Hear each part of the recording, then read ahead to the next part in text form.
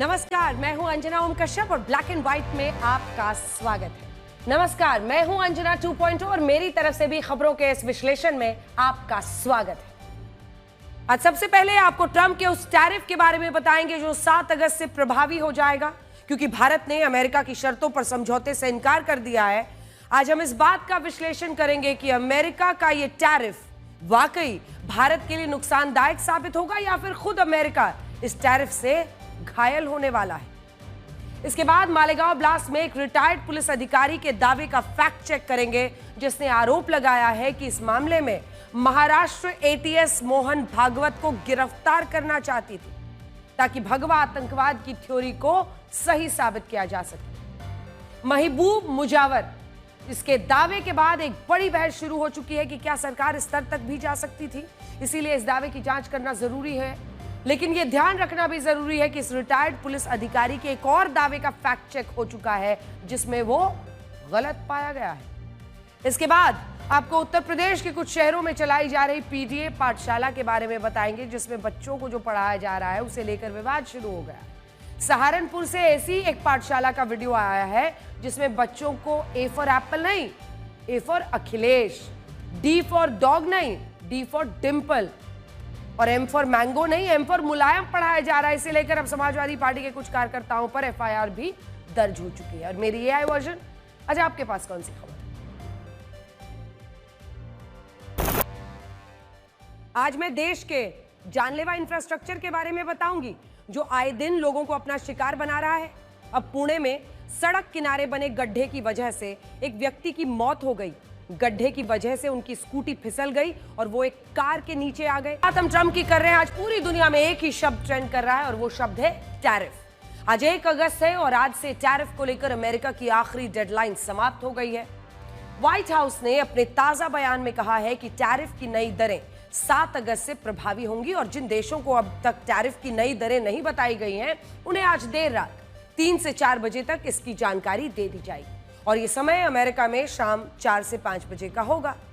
अब तक दुनिया में सिर्फ 33 देश ऐसे हैं जिनके साथ अमेरिका ने ट्रेड डील को फाइनल किया, जबकि 120 से ज्यादा देश ऐसे हैं जिन्होंने अब तक अमेरिका के साथ ट्रेड डील को अंतिम रूप दिया ही नहीं है।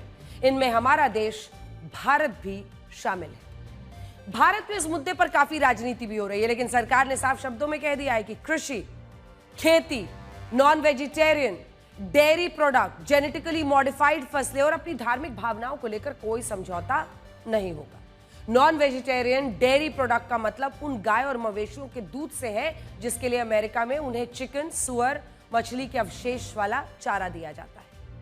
और जेनेटिकली मॉडिफाइड फसलें वो होती हैं जिनके बीजों की बनावट को लैब में इस तरह से बदला जाता है कि ये फसलें ना तो कीड़ों के मार से मरती हैं और ना इनकी पैदावार भी ज्यादा से ज्यादा उस वक्त की जाती है। लेकिन भारत इस पर भी समझौते के लिए तैयार नहीं। सरकार की तरफ से यह भी कहा गया है कि अमेरिका ने टैरिफ की जो नई दरें लागू की हैं, उससे भारत की अर्थव्यवस्था ज्यादा प्रभावित नहीं होगी। इससे बुरी से बुरी परिस्थितियों में भी भारत की जो जीडीपी है उसमें कितना फर्क आएगा, कितनी गिरावट?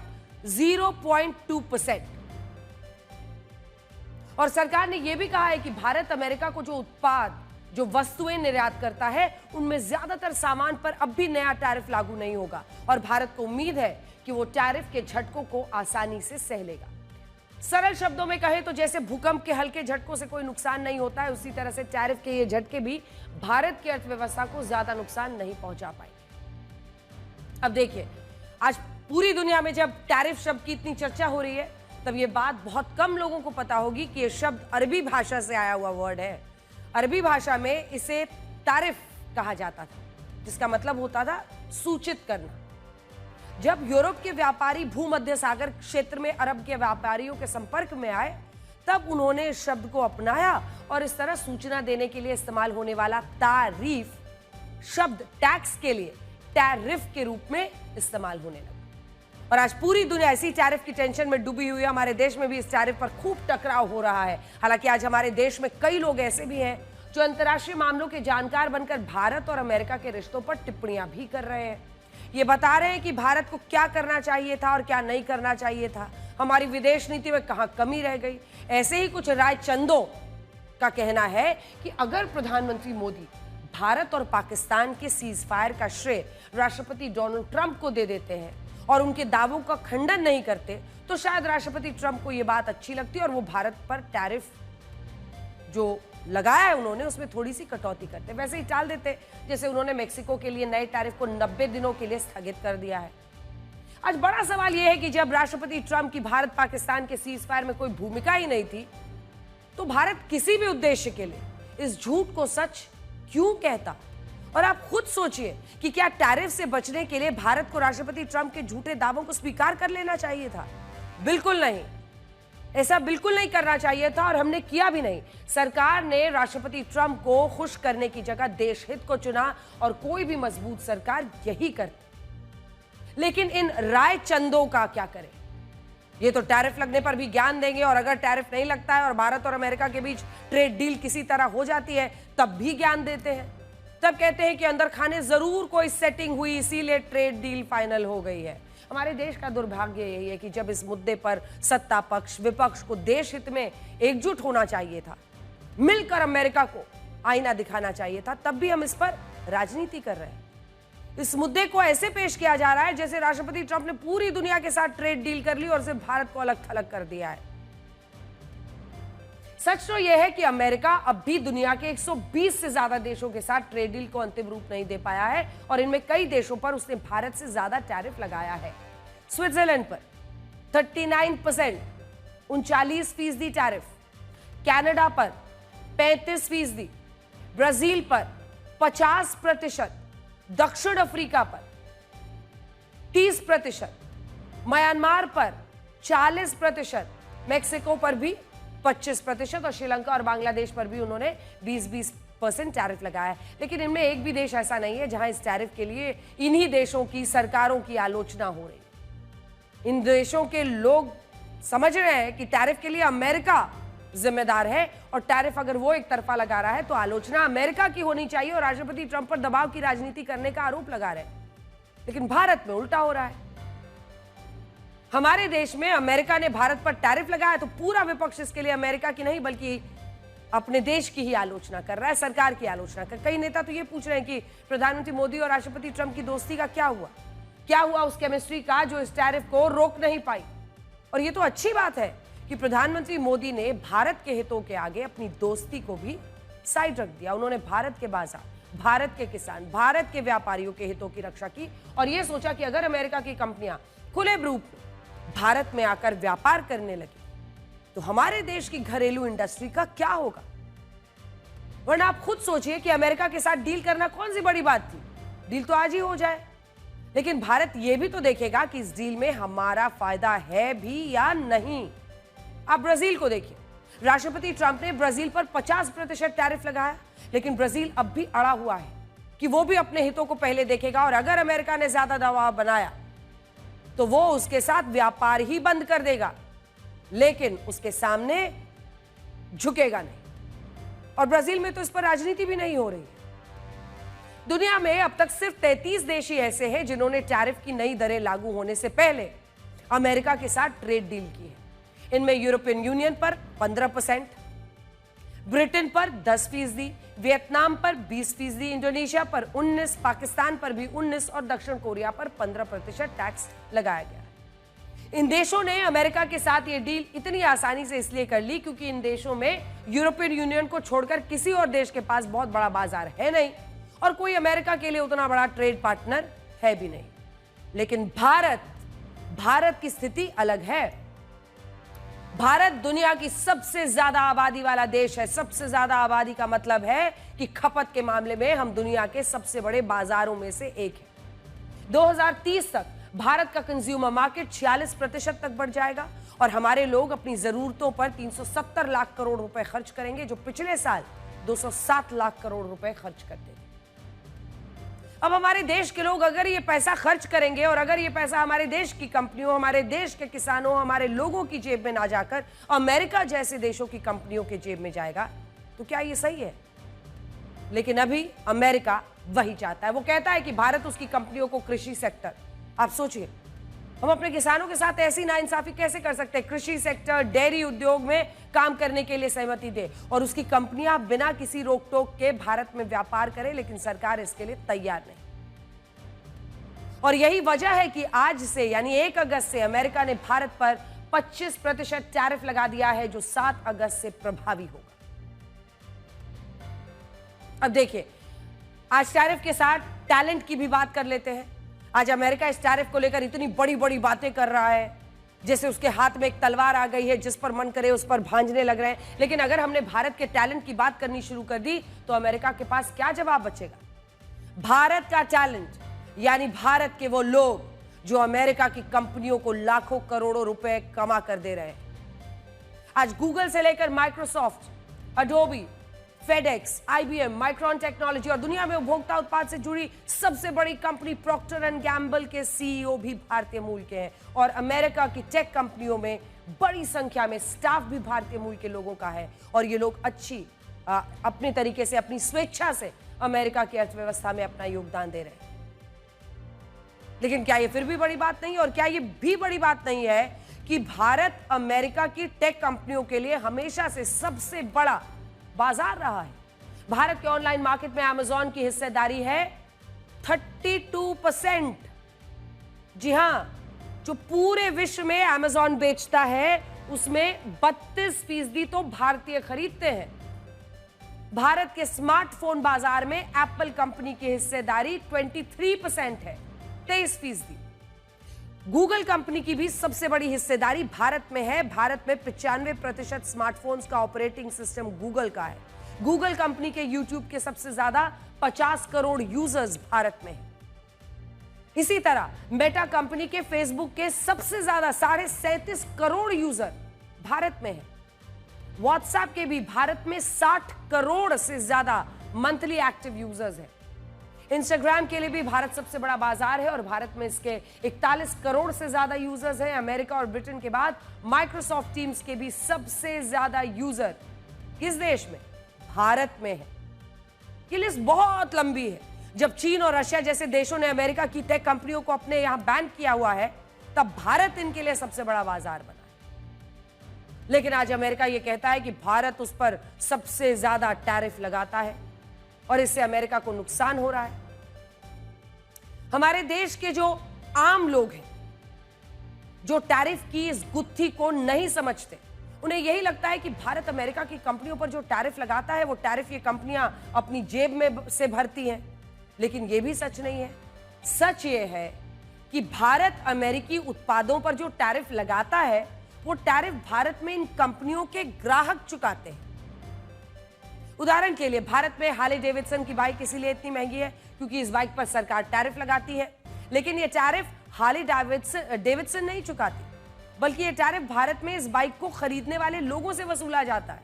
और हमारे देश के लोग अमेरिका का सामान टैक्स की वजह से महंगे में खरीदते हैं। ऐसा इसलिए भी होता है ताकि भारत की जो घरेलू कंपनियों को बचाया जा सके। और यह भारत को देखना पड़ेगा। अगर हम आत्मनिर्भर भारत की तरफ सोच रखते हैं, अगर हम मानते हैं कि अपनी कंपनियों को ताकतवर बनाना है, पूरे विश्व में सबसे बड़े मैन्युफैक्चरिंग हब बनना है, तो हमें अपनी कंपनियों की भी तो सेहत देखनी होगी। अगर हार्ले डेविडसन सस्ते में मिलने लगा तो हमारी जो देसी कंपनियां अभी बाइक बना रही हैं उनका क्या होगा? जो कंपनी भारत में रहकर अपनी बाइकें बना रही हैं, इससे हमारे देश के लोगों को रोजगार दे रही हैं, यहाँ की अर्थव्यवस्था को मजबूत कर रही हैं, क्या हम अपने यहाँ की उस कंपनी को फायदा देंगे या फिर हम अमेरिका की कंपनी को फायदा देंगे, जिससे हमारी अर्थव्यवस्था को कुछ हासिल ही नहीं होता? लेकिन ये बात अभी घुमाई जा रही है और कोई इसे ना तो समझाना चाहता है और ना ही कोई समझना चाहता है। सब एक दूसरे की आंखों में धूल झोंकते हुए दिख रहे हैं। अमेरिका ने पाकिस्तान पर 19% का टैरिफ लगाने का ऐलान किया है। यह भारत पर लगाए गए 25% के टैरिफ से कम है। यह बात सही है कि अमेरिका और पाकिस्तान के बीच ज्यादा व्यापार नहीं होता। अमेरिका के व्यापार में पाकिस्तान की हिस्सेदारी 0.1% है। लेकिन फिर भी आज भी अमेरिका और पाकिस्तान के बीच जो ट्रेड डील हुई है उसका कोई बहुत ज्यादा फायदा नहीं होगा, लेकिन फिर भी ये डील मायने रखती है। और इसीलिए मायने रखती है क्योंकि अमेरिका में सरकार किसी भी पार्टी की रहे, पाकिस्तान के लिए उसका प्रेम हर बार जग जाहिर हो ही जाता है। और ये देखिए, जो गुलाब एक दूसरे को दिया जा रहा है, ऐसा नहीं है कि इन दोनों देशों की ये मोहब्बत असली है, ये मोहब्बत फायदे के लिए की गई है और इसकी शुरुआत भारत की आजादी के बाद से ही हो गई थी। ये बात हमेशा याद रखिएगा कि बड़े बड़े इतिहासकारों ने कहा है, बड़े बड़े जियोपॉलिटिकल स्ट्रेटेजिस्ट ने कहा है कि अमेरिका का दोस्त होना तो अमेरिका का दुश्मन होना फिर भी ठीक है, लेकिन दोस्त होना सबसे खतरनाक है। और उसी राह पर पाकिस्तान निकल चुका है। लेकिन हम आपको जरा पीछे लिए चलते हैं, आजादी के बाद से ही इस मतलब वाली मोहब्बत का एक छोटा सा इतिहास आज आपको बता ही देते हैं। साल 1945 में जब भारत का बंटवारा हुआ, तब दुनिया दो धड़ों में बटी हुई थी। एक तरफ अमेरिका और पश्चिम देश थे और दूसरी तरफ सोवियत संघ था। इस बटी हुई दुनिया में भारत ने यह तय किया कि वो तटस्थ रहेगा, नॉन अलाइंड मूवमेंट का समर्थन करेगा। इसे गुट निरपेक्ष समूह भी कहते थे, जिसका मतलब होता था ऐसे देशों का समूह जो ना तो अमेरिका के नेतृत्व वाले पश्चिम गुट में शामिल है और ना ही सोवियत संघ के नेतृत्व वाले पूर्वी गुट में शामिल। भारत भी एक ऐसा ही देश था, लेकिन इस क्षेत्र में अमेरिका ने पाकिस्तान को एक ऐसे देश के रूप में देखा जो भटका हुआ था, जिसकी कोई नीति नहीं थी, जिसका आसानी से फायदा उठाया जा सकता था। उस वक्त अमेरिका और पाकिस्तान के रिश्तों की एक नई कहानी शुरू हुई, क्योंकि पूरे इलाके में अगर आप देखिए तो जियोपॉलिटिकली उसे एक कमजोर खिलाड़ी मिल रहा था, जिसको वो कठपुतली बनाकर नचवा सकता था। अमेरिका ने पाकिस्तान को सैन्य सुरक्षा देने के लिए उसे सेंट्रल ट्रीटी ऑर्गेनाइजेशन और South East Asia Treaty Organisation का हिस्सा बनाया। जब अमेरिका पाकिस्तान पर यह मेहरबानी कर रहा था, तब भारत ने कोई ऐतराज नहीं जताया। भारत की नीति यह थी कि हम सभी देशों का सम्मान करते हैं, लेकिन हम अपने फैसले, अपने विवेक, अपने हितों के हिसाब से लेंगे। और यही चीज हर बार अमेरिका को बुरी लगी, चुभती रही। 1965 से पहले जब अमेरिका भारत के कुछ फैसलों से नाराज हुआ, तब भी उसने 1965 के युद्ध से पहले भारत को सस्ता अनाज देने से इनकार कर दिया। उस युद्ध में भारत ने एक वक्त का खाना छोड़ दिया, लेकिन अमेरिका से कोई गुहार नहीं लगाई। इसके बाद जब 1971 का युद्ध हुआ, तब भी पाकिस्तान ने एक बार फिर से अमेरिका का रुख लिया और अमेरिका ने अपनी नौसेना का 7वां बेड़ा बंगाल की खाड़ी में भेज दिया, जिससे भारत 71 के युद्ध में पीछे हट जाए और पाकिस्तान को मदद मिल जाए। अमेरिका की पाकिस्तान में दिलचस्पी तब और बढ़ी जब उसके पड़ोसी देश अफगानिस्तान में सोवियत संघ की सेनाएं आई। अमेरिका क्या चाहता था? पाकिस्तान के बगल अफगानिस्तान में रूस की एंट्री हो चुकी थी। अमेरिका चाहता था कि इस क्षेत्र में और खास मुस्लिम देशों में कम्युनिज्म के विस्तार को रोका जाए, वो कम्युनिज्म जो रूस का था। और इसके लिए अमेरिका और पाकिस्तान फिर से करीब आए। उस जमाने में सिर्फ अफगानिस्तान से सोवियत संघ की सेनाओं को खदेड़ने के लिए अमेरिका ने पाकिस्तान के मुजाहिदीन की मदद की, और ये ऑन रिकॉर्ड पाकिस्तान के अनेकों प्रधानमंत्रियों और राष्ट्रपतियों ने कहा है। वही मुजाहिदीन जिनसे तालिबान निकला, लश्कर निकला, जैश निकला, हरकतुल मुजाहिदीन जैसे आतंकवादी संगठन निकले, जिन्होंने भारत को अपनी नफरत का निशाना बनाया। लेकिन अमेरिका ने तो कभी इसके बारे में सोचा ही नहीं। 9/11 के हमले से पहले तक अमेरिका आतंकवाद को मानता तक नहीं था। उसे ये लगता था कि कश्मीर में कानून व्यवस्था की समस्या है, ह्यूमन राइट्स का मामला है। इसी वजह से अमेरिका ने अफगानिस्तान में सोवियत संघ को कमजोर करने के लिए पाकिस्तान का रणनीतिक फायदा उठाया, आतंकी बनवाए और उसकी सेना को आज के हिसाब से 2,80,000 करोड़ रुपए दिए। और पाकिस्तान ने भी इनमें से बहुत सारा पैसा आतंकवाद पर बहा दिया। ये आपको अनेकों पूर्व राष्ट्रपति अमेरिका के दिख रहे हैं, क्योंकि आज इतिहास पलटकर उन पन्नों को सामने रखना जरूरी है। आज भारत में जो आतंकवाद की समस्या है, उसके पीछे अमेरिका की यही गलती है, यही चाल थी। लेकिन अमेरिका इस बात को स्वीकार तक नहीं करता। जबकि मुजाहिदीन के साथ राष्ट्रपति रोनाल्ड रीगन ने व्हाइट हाउस में मुलाकात की थी। आप उन्हीं की तस्वीर देख रहे हैं। उस दौर में अमेरिका के राष्ट्रपति पहले पाकिस्तान जाते थे, फिर भारत आते थे, या कोई राष्ट्रपति भारत आता था तो वो पाकिस्तान जरूर जाता था। जैसे 1959 में अमेरिका के राष्ट्रपति आइजनहावर, 1969 में रिचर्ड निक्सन, साल 2000 में बिल क्लिंटन, साल 2006 में जॉर्ज डब्ल्यू बुश ने भी भारत और पाकिस्तान का दौरा किया। अमेरिका ने ईरान को 1984 में एक आतंक समर्थक देश घोषित किया। लेकिन जिस पाकिस्तान से तालिबान निकला, जहां पर सबसे पहले मुजाहिदीन बनाए गए, जिन्होंने जाकर अफगानिस्तान में कोहराम मचाया, जिस पाकिस्तान में ओसामा बिन लादेन मिला, जिस पाकिस्तान को अमेरिका ने ही 12 अंतर्राष्ट्रीय आतंकी संगठनों की पनाहगाह खुद माना है, उस पर अमेरिका ने ईरान जैसे प्रतिबंध नहीं लगा। इसीलिए तो हम इसे द ग्रेट लव स्टोरी कह रहे हैं। अमेरिका ने पाकिस्तान के आतंकवाद पर हमेशा आंखें बंद रखी। 1999 के करगिल युद्ध में भी जब भारत ने अमेरिका से मदद मांगी और यह आग्रह किया वो करगिल की चोटियों पर बैठे आतंकियों का जीपीएस डेटा हमारे साथ साझा करे, तो अमेरिका ने ऐसा करने से इनकार कर दिया। जब 9/11 का हमला हुआ और अमेरिका ने अफगानिस्तान में अपनी सेना भेजी, तब भी अमेरिका की पाकिस्तान से ये मोहब्बत रुकी नहीं। और आखिर में जब 2011 में ओसामा बिन लादेन पाकिस्तान में मिला, तब भी अमेरिका ने पाकिस्तान को कुछ नहीं कहा। और ये प्रेम कथा आज भी वैसे ही चली आ रही है। पहलगाम हमले के वक्त भी अमेरिका की एक कंपनी ने पाकिस्तान के साथ क्रिप्टो करेंसी को लेकर एक डील साइन की थी। और ये कंपनी पता है किसकी थी? ये कंपनी राष्ट्रपति डोनाल्ड ट्रंप के बेटों की थी। और इससे आप समझ सकते हैं कि अमेरिका पाकिस्तान को रणनीतिक रूप से जरूरी मानता है, इसीलिए वो हर बार उसके साथ खड़ा दिखता है, पैसे लगाता है। लेकिन जब भारत भी इसी तरह से अपने पुराने दोस्त रशिया के साथ रिश्ते रखता है, तो ये बात अमेरिका को अच्छी नहीं लगती।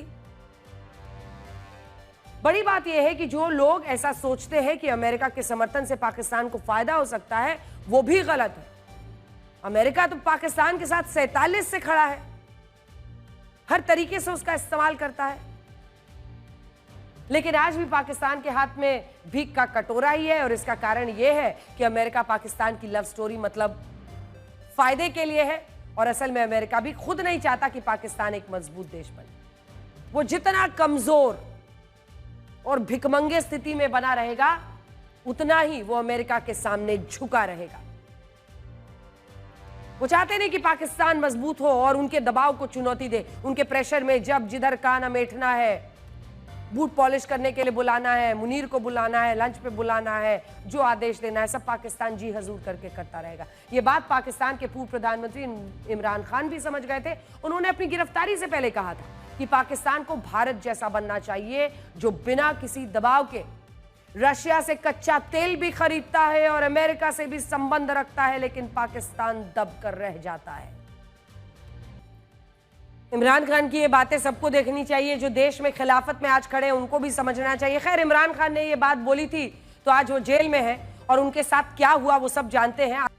व्हाइट हाउस के एक प्रवक्ता ने आज मीडिया को यह बताया कि राष्ट्रपति ट्रंप अब एक कुल 6 युद्ध और सैन्य संघर्ष रुकवा चुके हैं, जिनमें Israel, Iran, Bharat, Pakistan, Thailand, Cambodia, Rwanda, Congo, Serbia, Kosovo और इजिप्ट और इथियोपिया का सैन्य संघर्ष शामिल है। और इस लिहाज से अब तो राष्ट्रपति ट्रंप को नोबेल पुरस्कार मिल ही जाना चाहिए। देखिए, आपने सुनी इनकी बात को। ये व्हाइट हाउस की तरफ से नोबेल प्राइज का खुलकर ट्रंप के लिए दावा कर रही हैं। अंग्रेजी का एक शब्द है ऑब्सेशन, जिसका मतलब होता है किसी चीज का जुनून या किसी चीज को पाने के लिए उसके पीछे बुरी तरह से लग जाना। और अब ये नोबेल शांति पुरस्कार भी राष्ट्रपति ट्रंप के लिए एक ऑब्सेशन बन गया है। लेकिन अब मैं आपको कुछ ऐसी चीज दिखाती हूं जिससे आप ये समझेंगे कि इस पुरस्कार के लिए राष्ट्रपति ट्रंप का जुनून बढ़ रहा है, लेकिन अमेरिका में उनकी लोकप्रियता बहुत तेजी से नीचे गिर रही है। आइए आपको बड़े स्क्रीन पर लेकर चलते हैं। 6 महीने पहले, जी हाँ, ये बहुत पुरानी बात नहीं है, 6 महीने पहले जब डोनाल्ड ट्रंप अमेरिका के राष्ट्रपति बने थे, तब उनकी अप्रूवल रेटिंग्स थी 49%। ये जो ब्लू वाला है ये उनकी डिसअप्रूवल रेटिंग्स है, जो बढ़ के 56% पे पहुंच गई है। और जो उनकी अप्रूवल रेटिंग्स थी वो देखिए आप कैसे नीचे पहुंच गई है 40% पे। और ये डिसअप्रूवल रेटिंग्स का 56% पर पहुंचना अपने आप में बताता है कि स्थिति क्या बन रही है। अब जल्दी से आपको बताते हैं कि उनको फोकस कहां पर करना चाहिए। फोकस उनको इस पर करना चाहिए जो अपना ऑब्सेशन है उससे दूर हटे और उस ऑब्सेशन में दूसरे देशों पर उन पर दबाव बनाना, उनको बुली करना, ये आपको कहीं नहीं लेकर जाएगा। आपकी क्या स्थिति हो रही है देश के अंदर, ये आपको देखने की जरूरत है। टेरर की बात करते हैं और आपको उस रिटायर्ड पुलिस अधिकारी के बारे में बताते हैं, देश से जुड़ी खबर, जिसने ये आरोप लगाया है कि 2008 के मालेगांव हमले में महाराष्ट्र एटीएस की टीम आरएसएस प्रमुख मोहन भागवत को गिरफ्तार करना चाहती थी।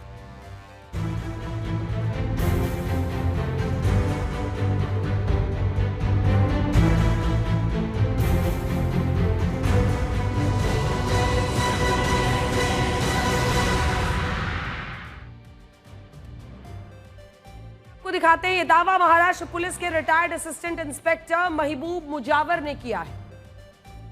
इस दावे की वजह से आज दिन भर सनसनी रही। उनका कहना है कि 29 सितंबर 2008 को जब मालेगांव में बम विस्फोट हुआ, उस वक्त इस मामले की जांच वरिष्ठ पुलिस अधिकारी परमवीर सिंह को सौंपी गई थी और खुद परमवीर सिंह ये चाहते थे कि इस हमले में साध्वी प्रज्ञा और कर्नल पुरोहित के साथ आरएसएस प्रमुख मोहन भागवत को भी गिरफ्तार किया जाए।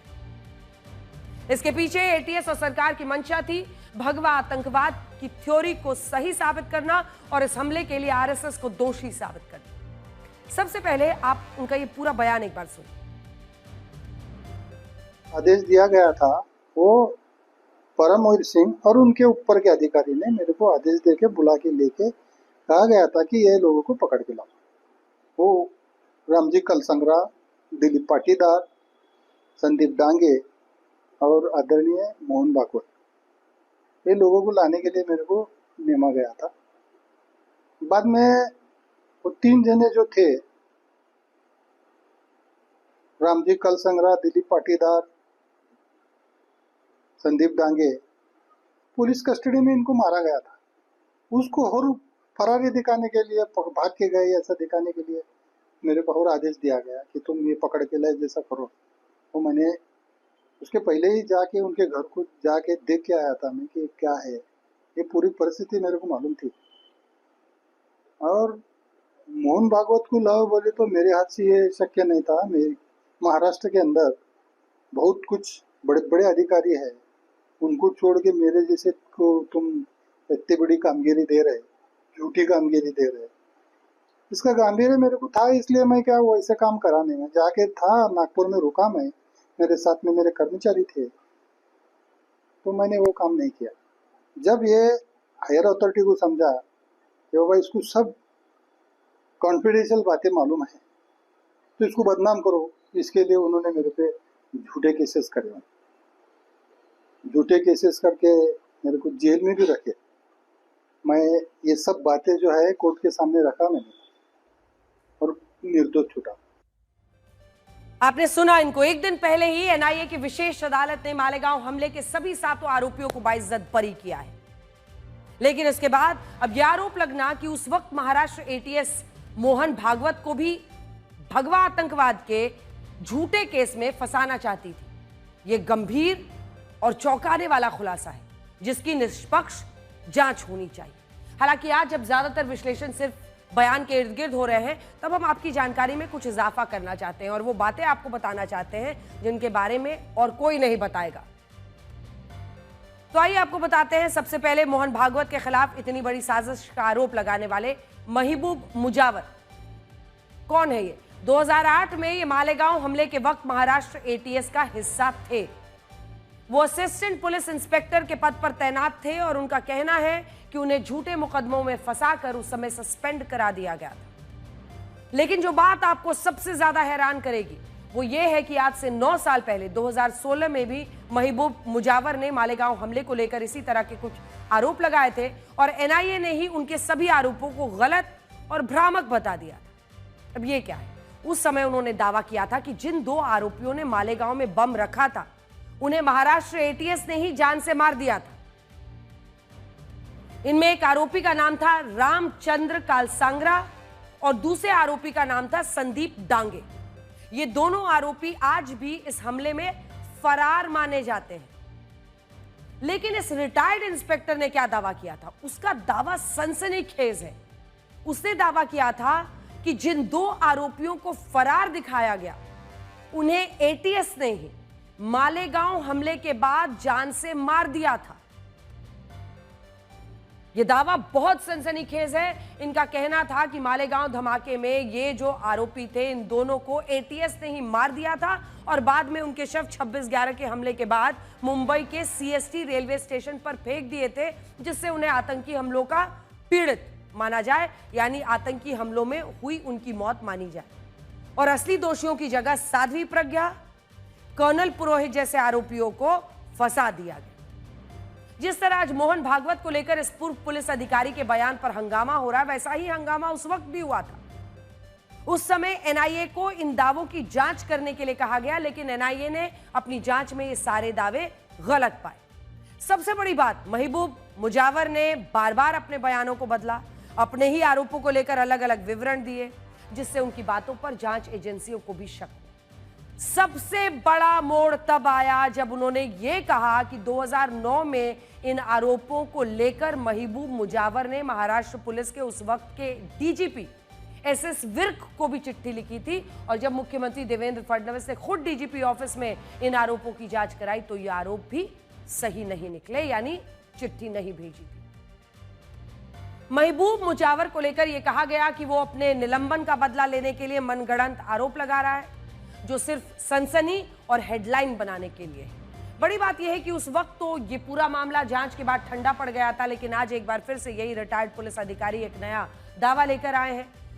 तो हमें लगता है कि आपको इनका पिछला रिकॉर्ड भी जरा बता देना चाहिए, और वही हम आपको बता रहे थे ताकि आप भी समझ लें कि ऐसा एक मामला है जिसमें उन्होंने आरोप लगाए थे। ये तक कहा था कि एटीएस के अधिकारी ने ही मालेगांव के असली आरोपियों को जान से मारकर सीएसटी में मुंबई धमाकों में फेंक दिया ताकि लोग सोचे से बड़े हैं, और वो आरोप गलत साबित पाया गया था। ये भी अजीब बात है कि 17 साल पुराने इस मामले को लेकर आज ये दावे हो रहे हैं, लेकिन सोचिए आज जो हो रहा है उसका हिसाब कब होगा। आज का मतलब यह है कि हमारे देश में परीक्षा की जो अग्नि परीक्षा चल रही, परीक्षा की भी अग्नि परीक्षा, वो इसमें कब पास होगी। विरोध प्रदर्शन की ये तस्वीरें देश भर से आ रही हैं, जिनमें स्टाफ सिलेक्शन कमीशन की परीक्षा में अव्यवस्था है, गड़बड़ी के आरोप लग रहे हैं। एसएससी की परीक्षा में हुई गड़बड़ियों के विरोध में अलग अलग राज्यों के शिक्षक दिल्ली पहुंचे, और ये सभी शिक्षक कोचिंग संस्थानों से जुड़े हैं और प्रतियोगी परीक्षाओं की तैयारियां कराते हैं। दिल्ली में वो department of personal and training यानी डीओपीटी के मंत्री जितेंद्र सिंह से मिलना चाहते थे, लेकिन उन्हें रोक दिया गया, जिसके बाद बवाल बढ़ा। इसके बाद कुछ शिक्षकों और छात्रों को गिरफ्तार किया गया, हालांकि बाद में उन्हें छोड़ दिया गया। लेकिन इस दौरान अगर देखिए तो शिक्षकों और सुरक्षा बलों के बीच तीखी नोकझोंक, जबरदस्त विवाद हुआ। अब कुछ प्रदर्शनकारियों के खिलाफ एफआईआर दर्ज कर दी गई। क्या प्रोटेस्ट आप लोग किस मंशा से करने गए थे और हुआ क्या? मैडम, प्रोटेस्ट जैसा कुछ भी नहीं था। आप हमारे वीडियोज भी देख सकते हैं। हमारा आह्वान ये था कि जो 7-8 सालों में एग्जाम सिस्टम की हालत हुई है इतनी जर्जर, इसको कैसे ठीक किया जा सकता है। गए थे डीओपीटी पे, 11:30 बजे का वक्त था। 1 से 1.5 मिनट हम लोगों को पहुंचे हुए हुई थी। उस वक्त इनिशियल वो बोले कि आप 4 लोग आ जाओ, आपको मिलवाते हैं, आपका ज्ञापन दिलवाते हैं। उसके बाद अचानक से क्या है, सबको उठाना शुरू कर दिया। यही कहानी है। 1 से 1.5 मिनट का है। ऐसा नहीं कि लोग बैठ गए थे, खड़े ही थे। आप वीडियोज में देख सकती हैं। ये नहीं थे कि उठने का नाम नहीं ले रहे, खड़े थे लोग। उन्होंने कहा मिलवाते हैं, तो लोग वहीं खड़े हो गए। मार पिटाई भी हुई। और इस जी। 18 से 20 सेकंड का ही वो इंटरवल का गैप था। इस 18 से 20 सेकंड में जब उन्होंने कहा कि हम मिलवाते हैं, उस 18 से 20 सेकंड के बीच में स्टैम्पेड हुआ और एकदम से बहुत तेजी से पुलिस आई और फिर बहुतों के थप्पड़ लगे। किसी को कुछ लगा, किसी को कुछ लगा, लेडीज भी थी। तो उस 15 से 20 सेकंड में सबको टेक ओवर कर दिया पुलिस ने और सबको अंदर डाल दिया, बसों में भर दिया। टीचर्स के ऊपर में एफआईआर हो रहा है। एक बात बताइए, हम टीचर हैं, हम आतंकवादी नहीं हैं। हम यहाँ पर टेररिस्ट नहीं बना रहे हैं। हम उनको पढ़ा करके देश को बिल्ड करने का काम कर रहे हैं। आज चाहे कोई दिल्ली पुलिस में हो, कहीं पर भी हो, यहाँ का शिक्षक पढ़ाता है तब वो विभाग में जाता है। तो टीचर के ऊपर में एफआईआर करके आप कर क्या लोगे? मेरे बगल में जो टीचर खड़े थे उनको इतना तेज चाटा मारा गया, इतनी बुरी तरह से ढकेला गया। मैं दूसरे को पकड़ के मैं किनारे लग गई दीवार से। उसके बाद लाठी चार्ज हुआ है, लाठी से मारा गया है। ये सभी छात्र एसएससी परीक्षाओं में अव्यवस्था का आरोप लगा रहे हैं और परीक्षा की प्रक्रिया में सुधार और जवाबदेही की मांग कर रहे हैं। इनका सबसे बड़ा विरोध इस परीक्षा को आयोजित कराने वाली कंपनी को लेकर है। उनका कहना है कि यह कंपनी कई राज्यों में ब्लैकलिस्टेड है और अब वही परीक्षा करा रही है। इस कंपनी को टेंडर मिलने के बाद ही गड़बड़ियां शुरू हुई। छात्रों का कहना है कि परीक्षा केंद्र खराब है, वहां छात्रों के लिए सही व्यवस्था नहीं है, इंफ्रास्ट्रक्चर की कमी है। परीक्षा कराने की प्रक्रिया इतनी खराब है कि छात्रों को दूर दूर राज्यों में सेंटर दिए जा रहे हैं और कई बार परीक्षाएं रद्द हो रही हैं। अब 13 अगस्त से एसएससी सीजीएल 2025 की टियर 1 परीक्षा शुरू हो रही है, जिसमें करीब 14,500 पदों पर भर्ती होनी है। इससे 20 से 30 लाख से अधिक उम्मीदवार शामिल हो सकते हैं।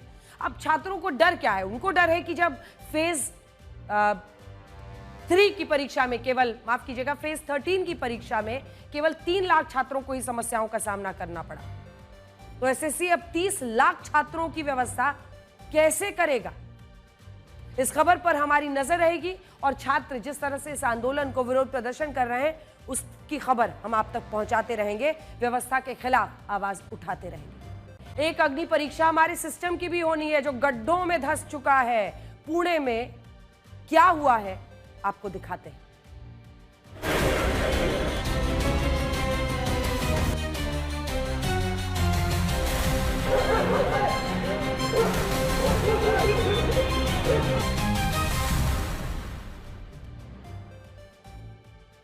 पुणे में एक 61 वर्षीय व्यक्ति सड़क किनारे बने गड्ढे की वजह से मारे गए।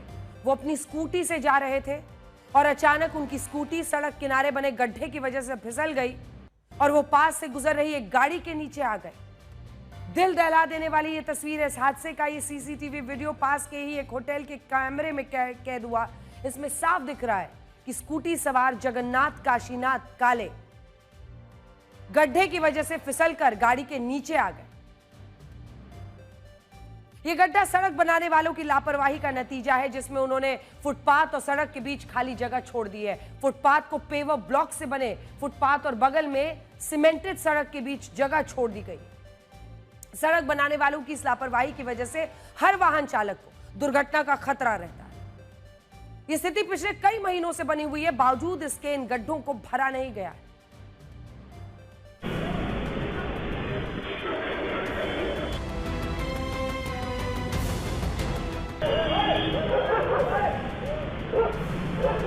जहां हादसा हुआ वही अभी मैं खड़ा हूं, लेकिन ना ही इस पूरे मामले में कोई कंप्लेंट दर्ज हुई है, ना ही कोई गवर्नमेंट ने इस पे कमेटी बिठाई है। रास्ते की हालत क्या है पहले समझ लेते हैं। पेवर ब्लॉक्स यहाँ बिठाए गए हैं, पेवर ब्लॉक्स, और रास्ता जो कंक्रीट का रोड है इसमें ये गैप तैयार हो गई है। इससे पहले जिस कॉन्ट्रैक्टर ने काम किया था वो पेवर ब्लॉक्स नीचे दब गए हैं पूरे, तो यहाँ लेवलिंग का जो काम है ये लेवल दोनों का पूरा अलग हो चुका है। एग्जैक्टली यहीं पे जब जगन्नाथ क्रॉस कर रहे थे तब यहीं से उनके बाइक इम्बैलेंस हो गई और जो पीछे से कार आ रही थी उसके नीचे वो चली गई। लोग उन्हें अस्पताल लेके गए लेकिन तब तक उनकी जान जा चुकी थी। आगे आके आपको समझेगा ये पेवर ब्लॉक्स का काम भी आधा अधूरा छोड़ दिया गया है। ना ही यहाँ कोई बैरिकेड लगाया गया है, एक खाली यहाँ बस ये ड्रम को रखा गया है ताकि लोग इसे क्रॉस ना करें।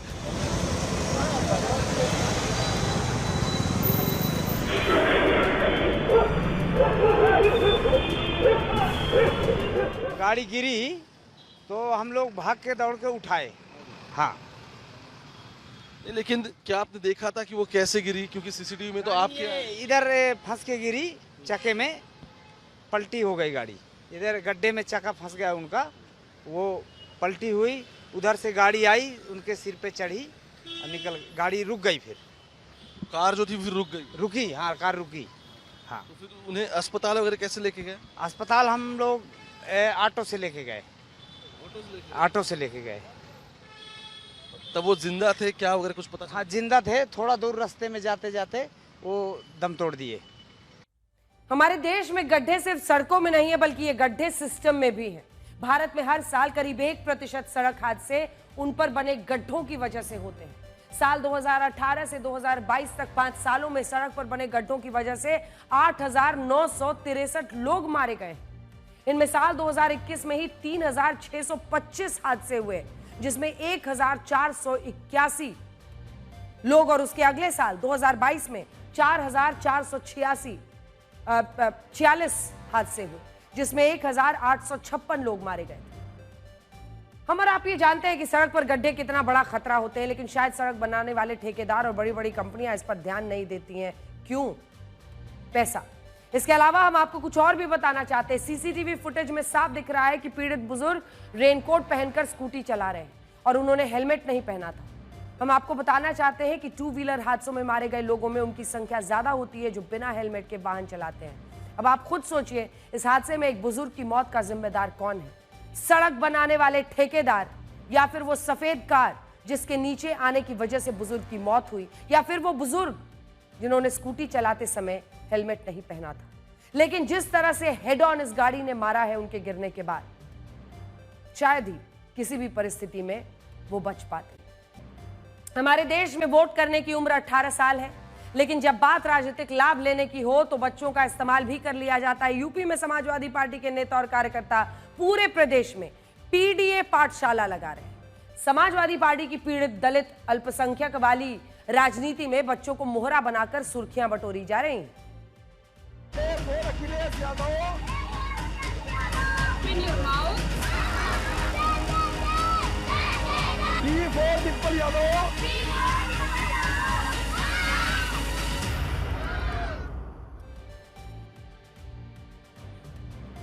सहारनपुर में समाजवादी पार्टी के अति उत्साहित कार्यकर्ता ने प्राइमरी स्कूलों के बच्चों को इकट्ठा करके उन्हें A for Akhilesh, D for Dimple, M for Mulayam Singh Yadav पढ़ाना शुरू कर दिया।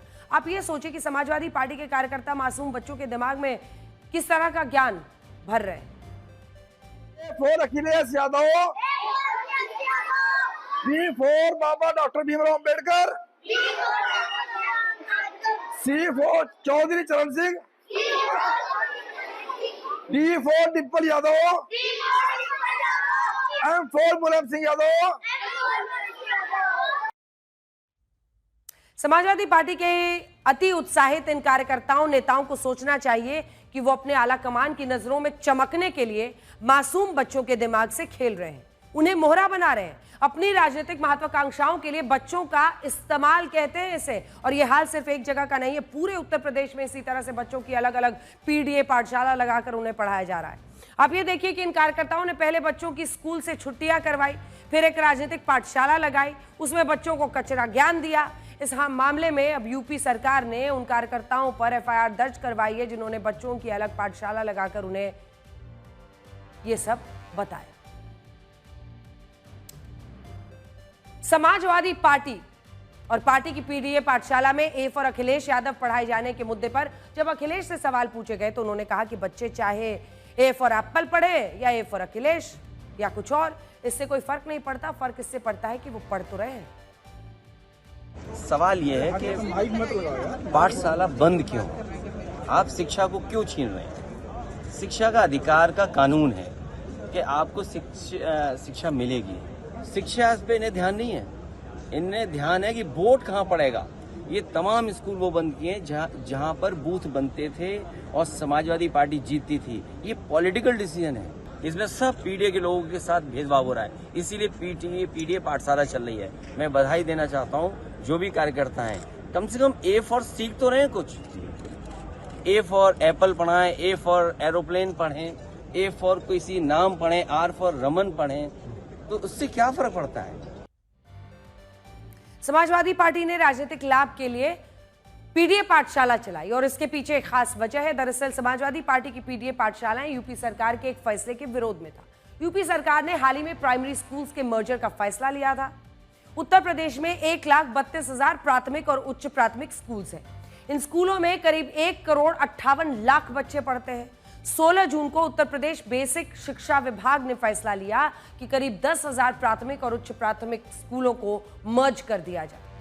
तब यह तय किया गया कि बच्चों की संख्या के आधार पर छोटे स्कूलों को पास के बड़े स्कूलों में मर्ज कर दिया जाएगा। माना गया कि इस फैसले से शिक्षा की गुणवत्ता में सुधार होगा, संसाधनों का सही इस्तेमाल होगा। समाजवादी पार्टी का आरोप था कि राज्य सरकार के इस फैसले से प्राथमिक शिक्षा पर असर पड़ेगा, कई बच्चे स्कूली शिक्षा नहीं पा पाएंगे। इसीलिए समाजवादी पार्टी ने पीडीए पाठशाला लगाकर राज्य सरकार के फैसले का विरोध जताया था। हालांकि कल ही यूपी सरकार ने इस फैसले में कुछ बदलाव किए, जिसके तहत जिन स्कूलों में 50 से ज्यादा छात्र होंगे उनको मर्ज नहीं किया जाएगा। 50 स्टूडेंट्स अगर है तो मर्ज नहीं होगा, या फिर ऐसे स्कूलों को मर्ज नहीं किया जाएगा, नहीं मिलाया जाएगा जिनके बीच की दूरी 1 किलोमीटर से ज्यादा होगी, क्योंकि ऐसा होने पर बच्चों को स्कूल आने में दिक्कत होगी। इसके अलावा ऐसे स्कूल जिनके बीच नदी, रेलवे लाइन या कोई हाईवे होगा, उन स्कूलों को भी मर्ज नहीं किया जाएगा। सरकार ने यह भी साफ कर दिया है कि स्कूलों के मर्जर से शिक्षकों के पदों का कोई भी लेना देना नहीं है, उनमें कोई कटौती नहीं होगी और जरूरत पड़ने पर नए शिक्षकों की नियुक्ति भी होगी। सरकार ने यह भी बताया है कि स्कूलों की जो इमारतें मर्जर के बाद खाली होंगी उनमें आंगनवाड़ी केंद्र खोले जाएंगे। स्कूलों के मर्जर को लेकर यह अपडेट आने के बावजूद समाजवादी पार्टी ने पीडीए पाठशाला खोलकर राजनीतिक लाभ लेने की तो कोशिश की ही, लेकिन इसी के साथ सब पूछ रहे हैं कि पूरे विश्व में ए फॉर एप्पल पढ़ाया जाता है, ए फॉर अखिलेश कैसे हो गया? ये मैं इससे अचंभित नहीं हूँ, क्योंकि समाजवादी पार्टी की एक कार्य पद्धति बहुत पहले से रही है। वो चाहे सरकारी पदों पे एक ही जाति के लोगों को भरना हो, चाहे अपने नाम को आगे बढ़ाने के लिए लैपटॉप पे चित्र लगाना हो, ऐसी गतिविधियां समाजवादी पार्टी की हमेशा से रही हैं। आज जनता बहुत जागरूक है, आज बच्चे भी बहुत जागरूक हैं। इस तरह की गतिविधियां सरकारी जगहों पे हुई हैं, उस पर तो हम रोक लगा ही देंगे, लेकिन मुझे विश्वास है जो भी इसको सुनता है वो समझता है कि ये लोकतांत्रिक भाव नहीं है। कौन किसका नाम का प्रयोग करता है ये महत्वपूर्ण नहीं है, नाम से ज्यादा काम महत्वपूर्ण है। जब शासन सत्ता। वैसे एक सच ये भी है कि सरकारी स्कूलों में बच्चों की संख्या लगातार कम हुई है, प्राइवेट स्कूल्स में बच्चों की संख्या बढ़ी है और इसका कारण आज तक सरकार खोज नहीं पाई। इस वक्त यूपी के कुल स्कूलों में भी करीब 54% स्कूल सरकारी है, करीब 38% स्कूल प्राइवेट सेक्टर के हाथों में। इन 54% सरकारी स्कूलों में राज्य के केवल 38% बच्चे पढ़ते हैं और वहीं प्राइवेट स्कूलों में आप देखिए 37% जो प्राइवेट स्कूल्स हैं वहां 47% छात्र पढ़ते हैं। मतलब यह है कि सरकारी स्कूल ज्यादा है और प्राइवेट स्कूल्स कम। बावजूद इसके यूपी में रहने वाले माँ बाप अपने बच्चों को प्राइवेट स्कूल में ही भेजना चाहते हैं, सरकारी स्कूल में नहीं। राज्य सरकार को इस विषय में भी सोचना चाहिए कि आखिर ऐसा क्यों हो रहा है। जल्दी से पुणे में हुए बवाल के बारे में बताते हैं, जहां सोशल मीडिया पर आपत्तिजनक पोस्ट के बाद दो समुदाय आमने सामने हो गए। भड़की हुई भीड़ ने गाड़ियों में आग लगा दी। पुलिस के मुताबिक सैयद नाम के व्यक्ति ने भड़काऊ पोस्ट डाली थी जिसने पुणे का माहौल बिगाड़ दिया। पूरा विवाद 26 जुलाई को पुणे में छत्रपति शिवाजी महाराज की प्रतिमा को नुकसान पहुंचाने के बाद शुरू हुई थी, जिसका विरोध चल रहा था। इस बीच इस व्यक्ति की भड़काऊ पोस्ट वायरल हो गई, सांप्रदायिक तनाव शुरू हो गया। नजरअंदाज करने का बहुत शौक है उन्हें, सब्र रखिए, यही शौक तोहफे में देंगे उन्हें। नमस्कार।